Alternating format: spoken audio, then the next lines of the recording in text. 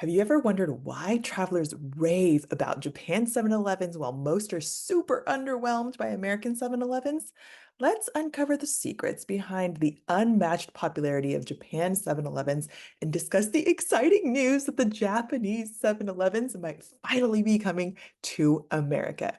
I got excited because I love the combinis. That's what convenience stores are called in Japan, but I'm also skeptical. Will the Japan model succeed here?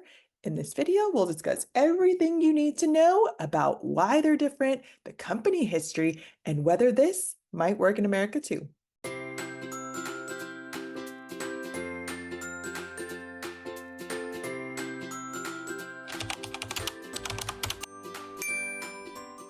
First, let's discuss how are they different. I actually even had multiple conversations at the dentist about this, so my hygienist and his daughters who want to go to Japan for the 7-Elevens hope this is helpful for you, and let's dive in. The first thing you'll notice is food quality. Fresh, high quality bento boxes, onigiris, side dishes, snacks, multiple fresh food deliveries a day instead of a few a week in the US makes a huge difference. And if you walked into a US 7-Eleven today, would you look for or get the fresh sandwich in the fridge? I wouldn't. In Japan, all day, every day, I would, and I did.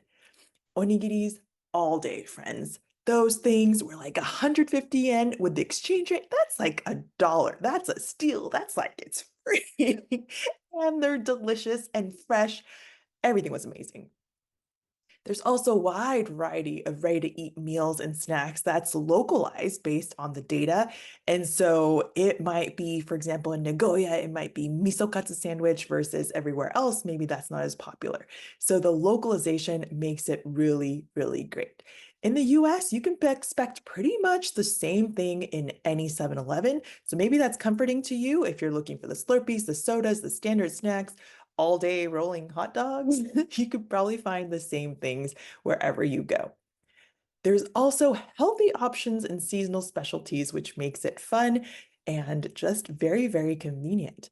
The other thing that kind of ties into that is the product variety. There are unique and popular Japanese snacks and drinks. So if you want the popular thing that's everywhere, that's there. But there are also unique things like exclusive and innovative products.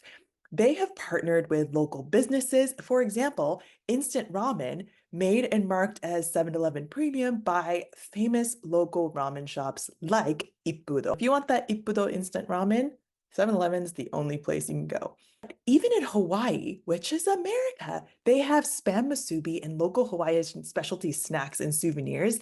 If you have gone to Hawaii, I don't know if you have noticed or gone into a 7-Eleven. Maybe you only go to ABC stores, but if you went into a 7-Eleven, they are significantly better than anything on the American mainland, in my opinion.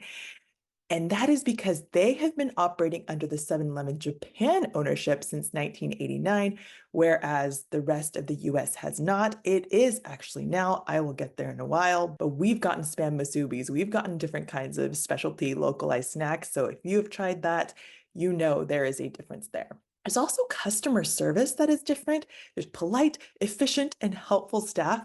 Not to say that there isn't in America, but I think there's also a cultural politeness and formalness to almost any store staff that I've encountered, no matter where I went. It's definitely much rarer to meet the grumpy store clerk in Japan in general, not just isolated to 7-Eleven. I've encountered that much more in the US. And again, maybe that's a holding it in and faking it. Maybe it is a cultural thing to have to put on this smile, treat people with kindness, all of that. But it's just what I've observed. There's also clean and well-organized stores. This was my most recent experience of 7-Eleven. We went on July 11th with it, which is 7-Eleven Day. So free Slurpees for all. They've done that for I don't know how many years. But if you see the store, it was a mess. Like, look at the trash, the boxes were everywhere, piled up, the janky sign. Sorry for this 7-Eleven. I know it was a busy day and all of that, but it's just the truth. It's just a handmade sign that's not even on straight, right? But this isn't just on the store because it is the people that use it that also trashed the place, and Slurpee messes were left everywhere and paper towels. So, friends, let's just do better to respect the store, respect other people that are going to use it after you, clean up after yourself. It's just common courtesy. There's also a huge difference in technology and convenience. So it is a convenience store. That is what it's called, right? Here is what makes it truly that. Beyond just the great food offerings, they have convenient in-store services like ATMs, bill payments, ticket purchasing, and luggage delivery services. That's just to name a few. ATMs might not be a big deal to you, but in Japan, it's still a pretty cash-heavy society. And so to have that there as a regular thing you can know to rely on is quite useful. And being able to buy different kinds of event, museum, park tickets at a 7-Eleven is pretty darn cool. And also, if you haven't heard of Japan's amazing luggage services called Takuhaibing, check out this video because it is clutch for stress-free travel, especially for parents that are traveling with kids and you want your hands free. It's amazing. There's also advanced self-checkout systems. There's free Wi-Fi and charging stations. How many times have you freaked out about low battery on your phone or Wi-Fi while traveling? And thankfully, these combinis are everywhere. You just walk a few blocks and they're everywhere. So you can just hop in next time. You know that that is available to you and you can solve that issue. Or you can also be like me and carry a power pack everywhere. I do not leave the house without this now while traveling. It is a traveling must. And I like the Anchor Power Pack personally, but I will link that in the description if you want to check that one out. But any power pack really will save you a lot of stress. This is just a few things, but can you see why people love it? There is a reason behind all of these differences, though, and that comes down to primarily data and focus of where the companies have put their efforts. And so here's the cliff notes on the history of 7-Eleven to understand how we are where we are now and where we are going. So here's the history of US 7-Elevens. Even if you start Slurpees on the regular, you might be surprised to learn that 7-Eleven, despite being founded in Texas, is actually a Japanese-owned company. So 7-Eleven originated in 1927 in Dallas, Texas, and became known for its extended hours and convenience. The company rebranded to be called 7-Eleven in 1946 to reflect its extended hours of operation from 7 a.m. to 11 p.m., which were unprecedented at that time. Now, the iconic Slurpee was introduced in 1965, and the first 24-hour version of the store launched in 1974. And then the first Japanese 7-Eleven opened in 1974 in partnership with a Japanese company called Ito-Yokado, which you might have heard of before. It's one of the largest supermarket chains in Japan.